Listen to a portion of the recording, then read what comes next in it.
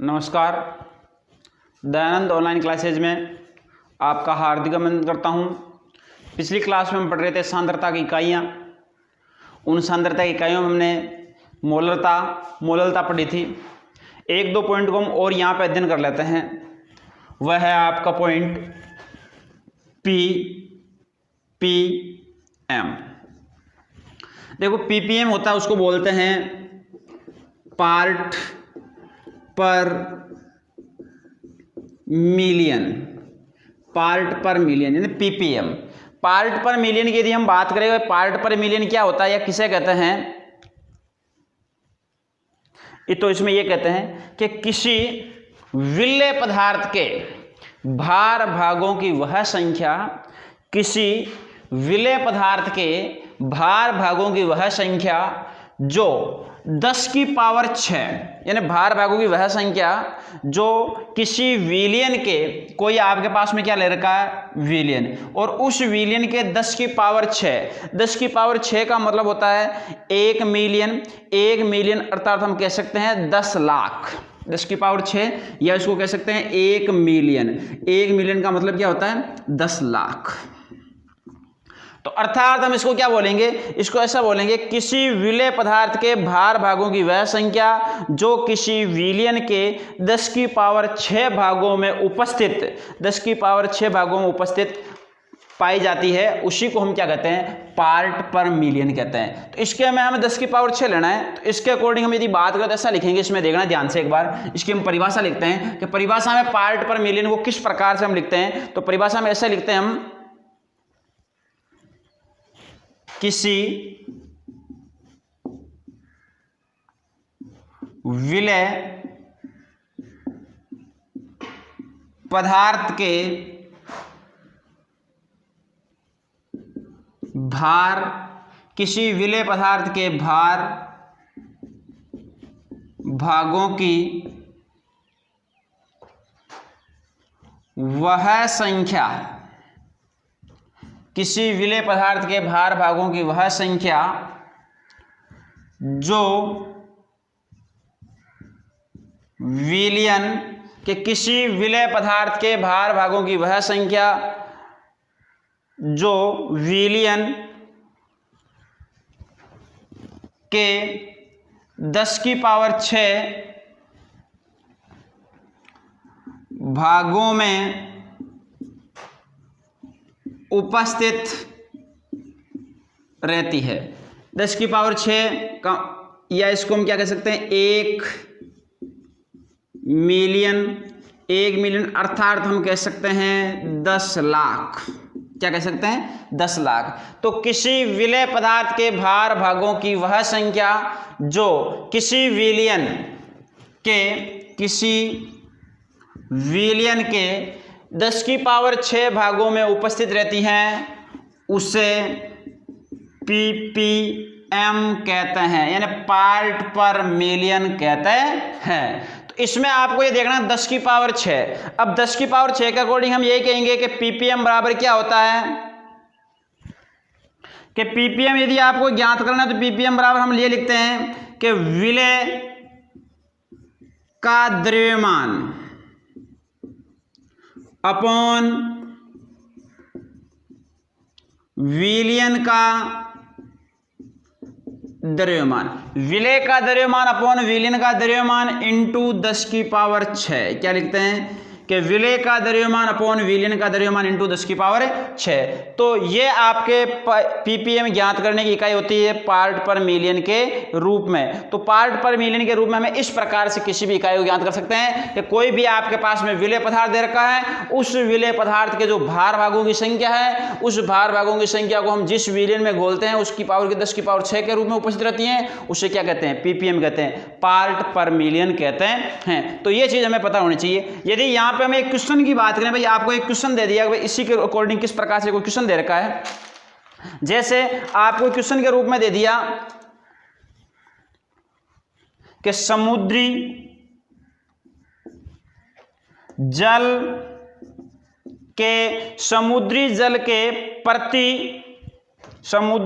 के प्रति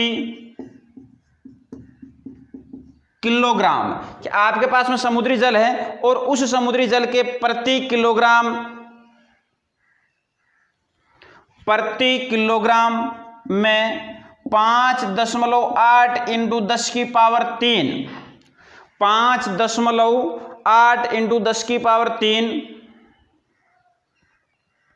10 की पावर 3 ग्राम ऑक्सीजन घुली हुई है। समुद्री जल के प्रति किलोग्राम में 5.8 इंटू 10 की पावर -3 ग्राम ऑक्सीजन घुली हुई है। तो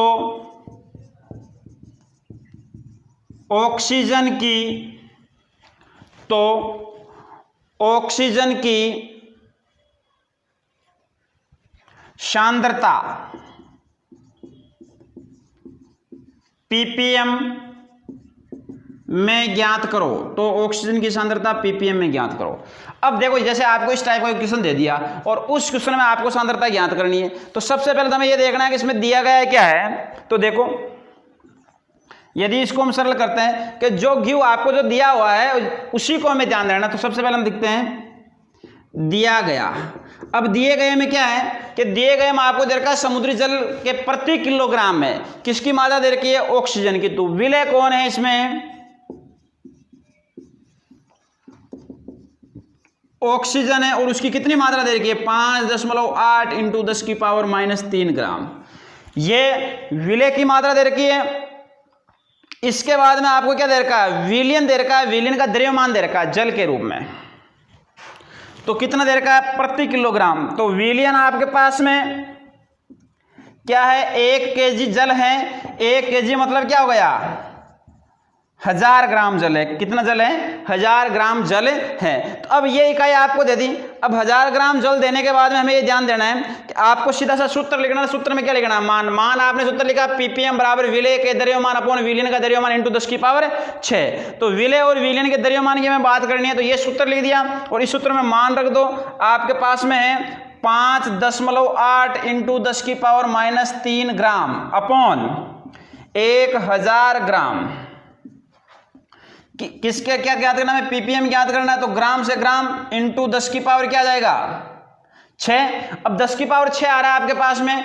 तो यदि आप इसको सरल करोगे तो सरल करने के बाद में क्या हो जाएंगे, ये इकाई आपस में कैंसिल हो जाएगी। 3 गए तो यहाँ पे क्या हो जाएगा आपके पास में 5.8 ppm इसकी क्या आ जाएंगे, आंसर आ जाएंगे इकाई के रूप में। तो 6 थे, यहाँ पे 3 है, कैंसिल आउट हो गया, ठीक है। तो क्या हो जाएगा, ppm बराबर क्या हो जाएगा 5.8 ppm इसके क्या आ जाएंगे, आंसर आ जाएंगे। तो इस प्रकार के क्वेश्चन में आपको यही ध्यान रखना है कि सबसे पहले विलय कौन है और विलाय कौन है। घुली हुई कौन है, ऑक्सीजन घुली है। किसमें घुली हुई है, जल में घुली हुई है। तो विलयन कौन हो गया, जल, और विलय क्या हो गया, ऑक्सीजन। तो इस प्रकार से आप ऐसे क्वेश्चन को सरल कर सकते हो। अब देखिए, इसके बाद में यदि हम बात करते हैं कि जो भी आपके पास में इसके बाद में यदि हम टॉपिक की बात करते हैं कि अगला टॉपिक यदि हम लेते हैं, एक इसमें और ध्यान रखना, एक कहीं पे दे रखा था ppb।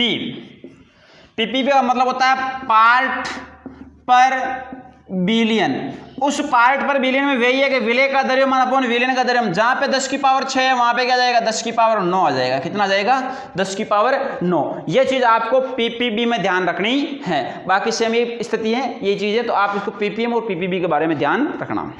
अब इसके बाद में हम बात करते हैं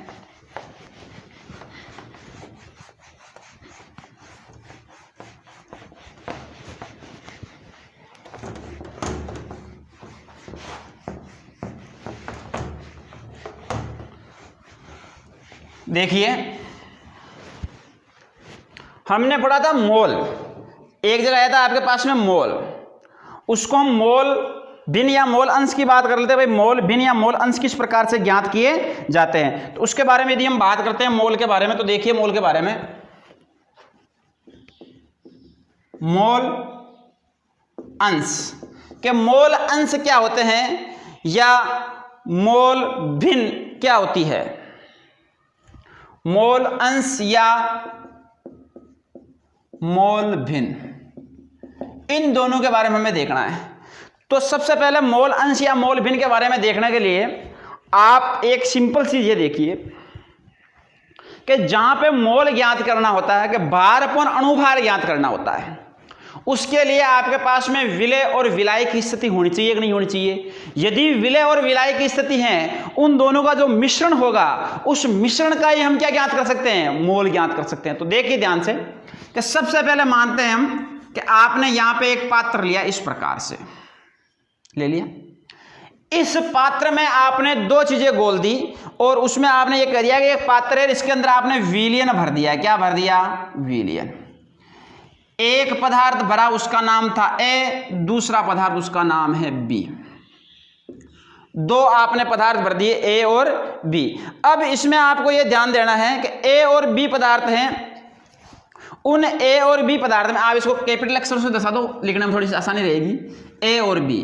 अब ये दोनों पदार्थ मिलकर क्या बनाते हैं, विलयन बनाते हैं। क्या बनाते हैं, विलयन बनाते हैं। अब आपको इनके मोल ज्ञात करने हैं। तो एक तो क्या है इसमें विलय, ए क्या है, विलायक। माना कि ए विलय है, बी विलायक है। माना कि ए विलय है और बी क्या है, विलायक। ए और बी दोनों लिख दिए। ए क्या है, विलय, बी क्या है, विलायक। ओके, इसमें से एक तो गुलने वाला है और ए क्या है, गोलने वाला। तो हमें यह देखना ए विलय है और बी क्या है, विलायक है। तो ए के मोल और यहां पे क्या होंगे, बी के मोल। दोनों के हमें क्या ज्ञात करने हैं, मोल। तो ए के मोल होंगे, उनको हम क्या लिखेंगे, एन ए, और बी के मोल होंगे, उन्हें क्या लिखेंगे, एन बी। क्या मोल की इकाई आपने कि एन ए और एन बी दोनों के मोल के रूप में लिख दिया। अब यदि हम ए का मोल अंश ज्ञात करते हैं, क्या ज्ञात करते हैं, ए का मोल अंश। आपने कहा ये दो पत्र, माना कि यहां पे आपने ये लिख दिया कि यहां पे NaCl ले लिया, यहां पे क्या लिख दिया, H2O। तो ये किसमें विलय है, जल में विलय है। तो क्या है, NaCl विलय हो गया और H2O जल है, तो वे क्या हो गया, विलय। तो विलय और विलाय की प्रकृति हमें इस प्रकार से माननी है। अब देखो, दोनों प्रकृति मानने के बाद में हम सबसे पहले दोनों प्रकृति के बारे में ये लिखेंगे, आगे देखना ध्यान से, कि ए विलय और बी विलायक, ए के मोल Na, बी के मोल Nb। अब हम लिखते हैं कि ए का मोल अंश, कि ए का मोल अंश। अब ए का जो मोल अंश है वे क्या होना चाहिए, कि ए का जो मोल अंश है उसमें यही लिखेंगे कि ए के मोल अपॉन विलयन के कुल मोल। ए के मोल अपॉन विलयन के कुल मोल। तो ए का मोल क्या था, Na, और विलयन का हमें क्या लिखना है, कुल मोल। तो यहां पे देखिए ए का मोल और विलयन के कुल मोल है। तो विलयन के मोल बराबर है, इधर देख लो पहले, विलयन के मोल लिखते हैं हम, विलयन के मोल। तो विलयन के मोल क्या होते हैं, विलय के मोल प्लस विलायक के मोल। तो यहां पे क्या था, Na प्लस Nb, तो ये किसके मोल हो जाएंगे, विलयन के मोल।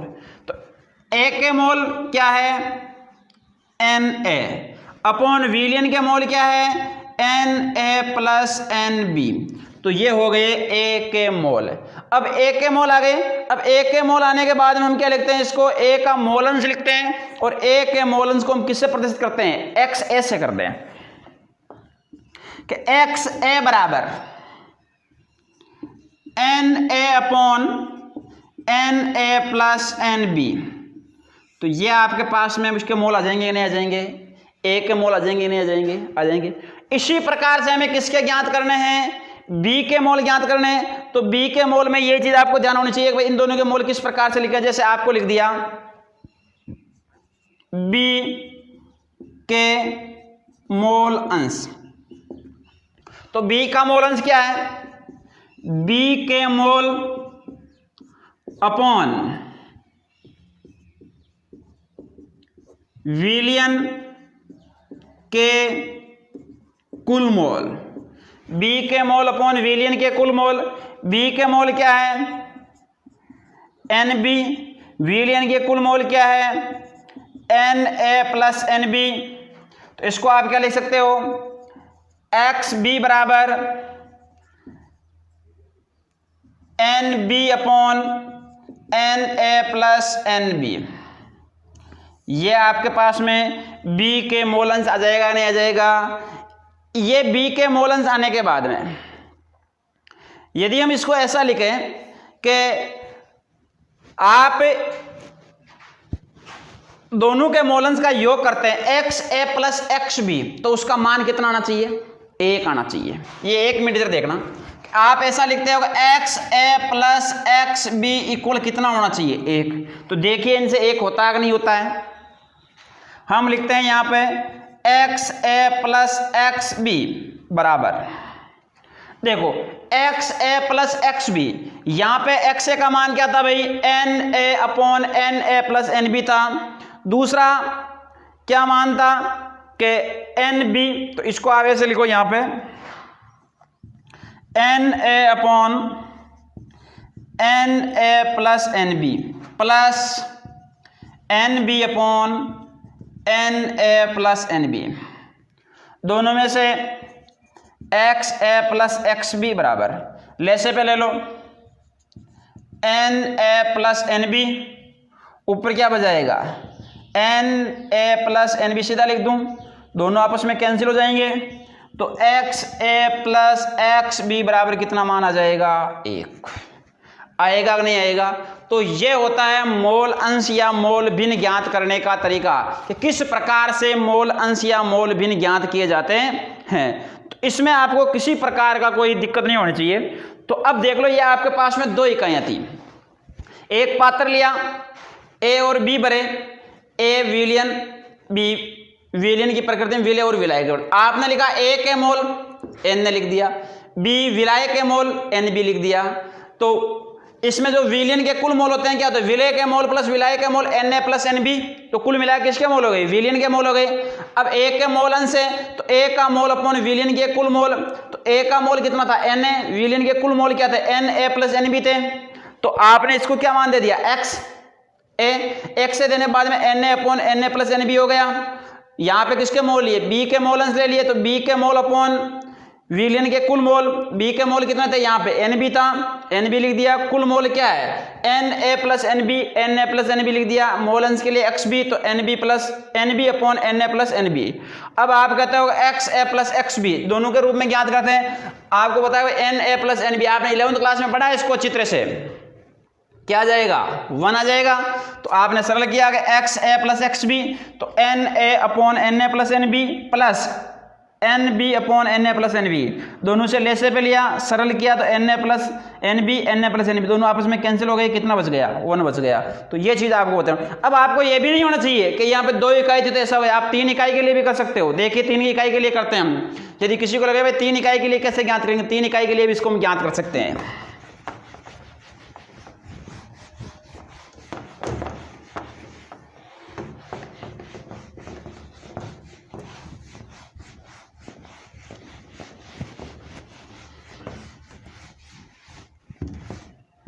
तीन इकाई के लिए देखिए कि आपके पास में यही कोई एक पात्र है, इस पात्र में आपने 3 प्रकार के प्रोसेस भर दिए, ए, बी और सी, कुल मिला के क्या बन गया? विलयन बन गया। आपने 3 चीजें भरी है इसमें, ए, बी और सी, तो आप क्या लिखोगे? ए के मोल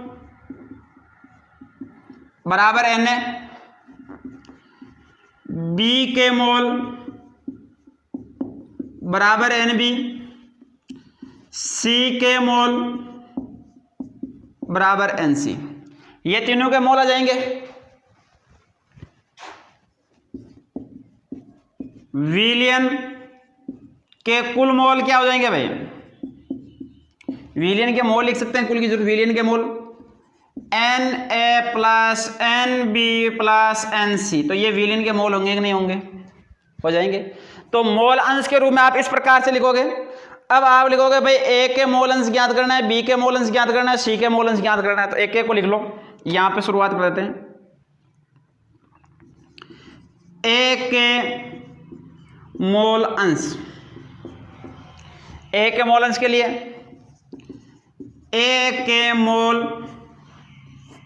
अपॉन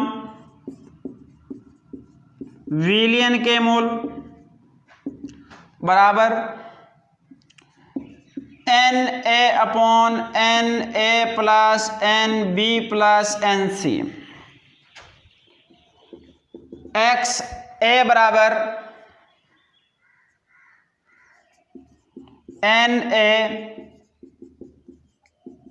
BC, ये ए के मोल हो जाएंगे।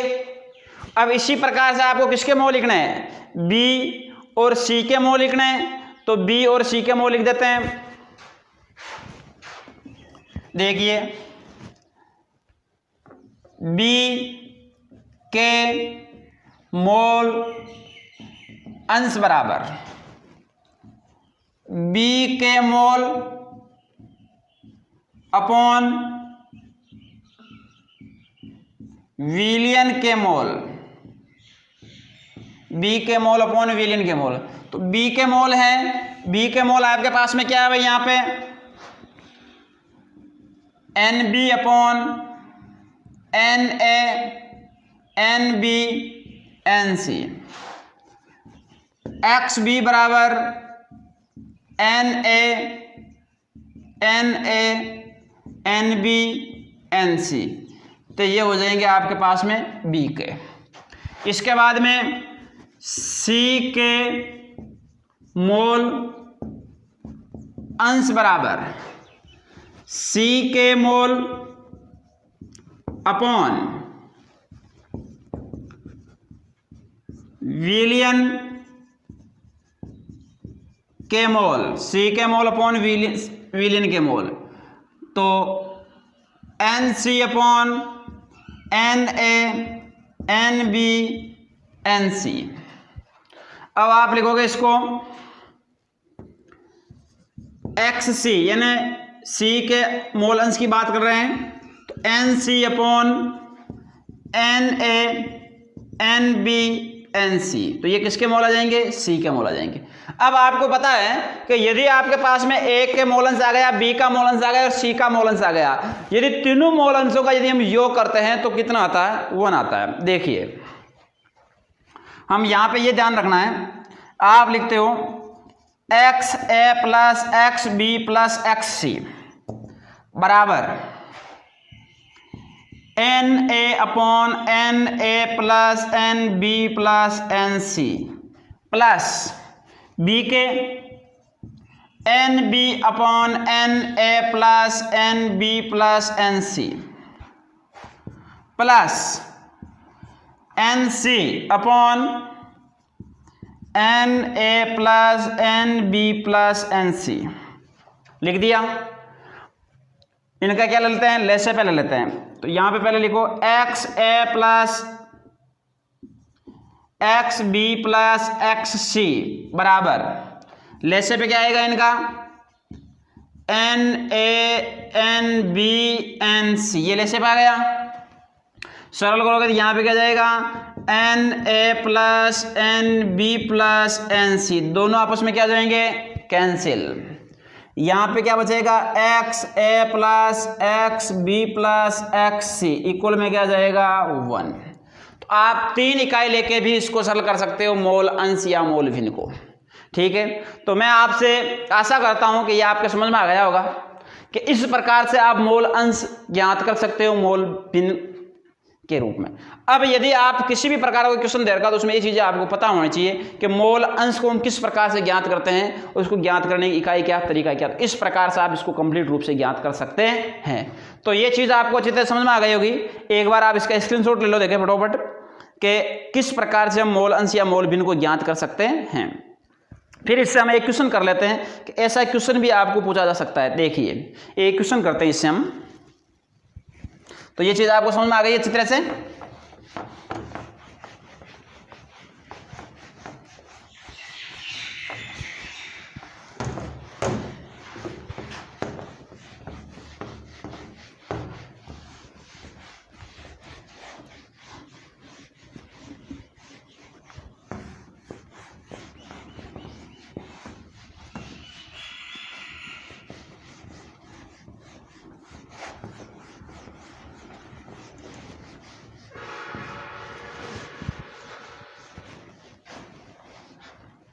देखिए अब एक क्वेश्चन लिख लेते हैं हम।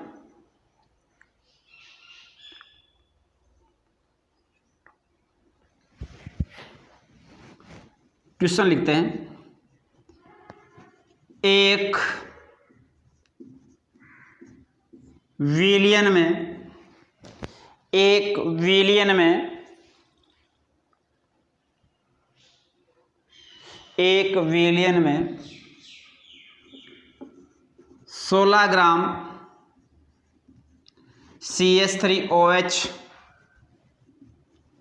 एवं 90 ग्राम H2O उपस्थित है। एक विलियन में 16 ग्राम CH3OH एवं 90 ग्राम H2O उपस्थित है। H2O उपस्थित है। H2O एवं CH3OH की मोल,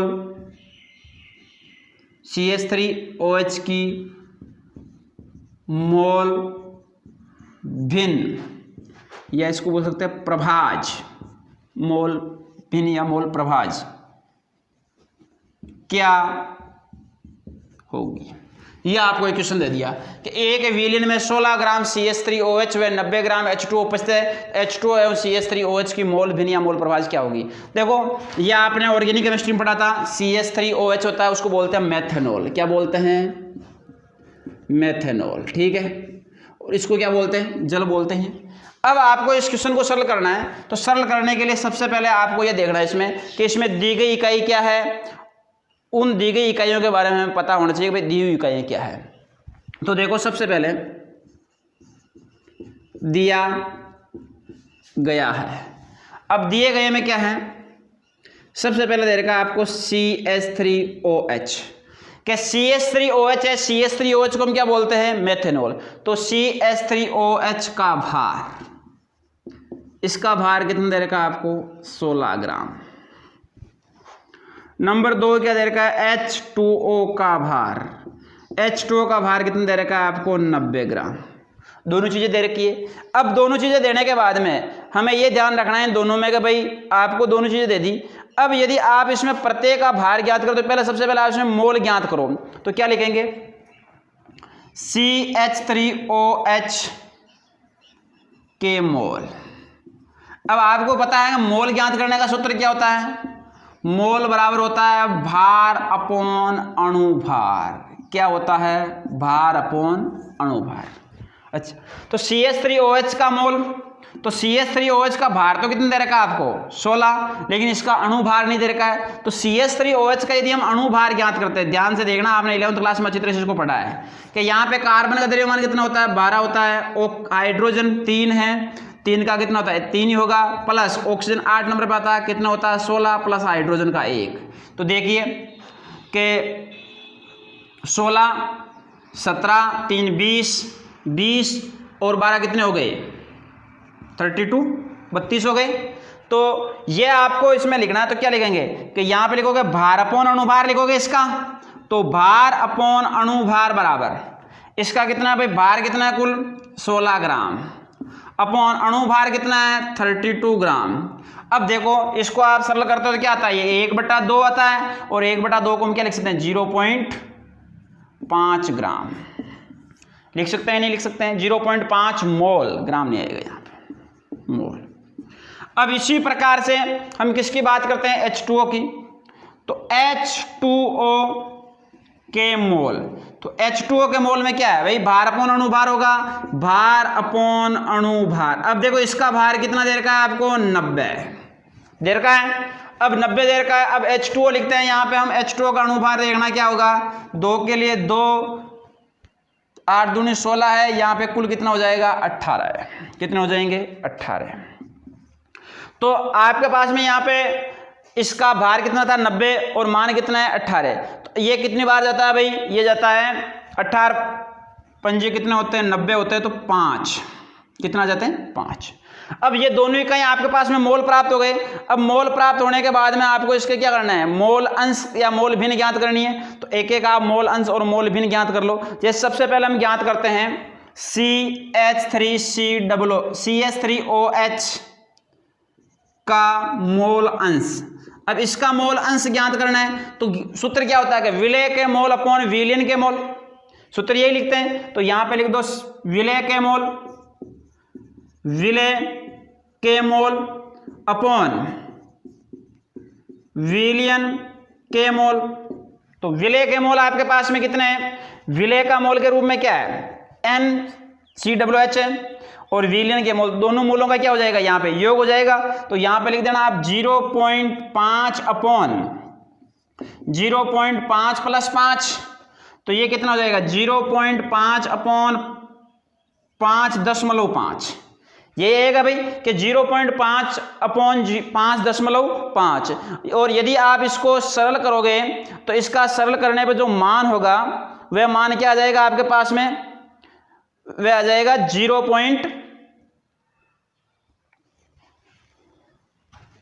सरल करो देखिए इसको कितना मान आता है, 0 गया तो इसका मान है 0.09।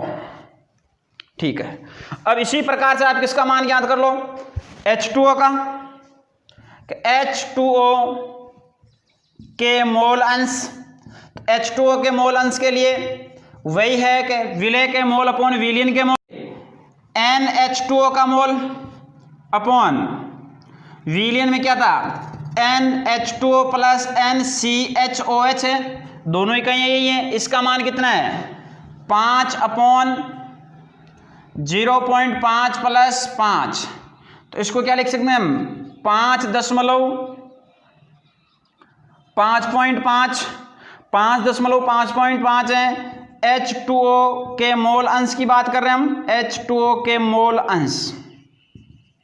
तो यहाँ पे देखना यदि इसमें हम इसका भाग देते हैं तो यहाँ पे भाग देने के बाद में आपके पास में 5 में यदि 5.5 का हम भाग देंगे तो यहाँ पे आपके पास में मान कितना आ जाएगा 0.91 ये आएगा।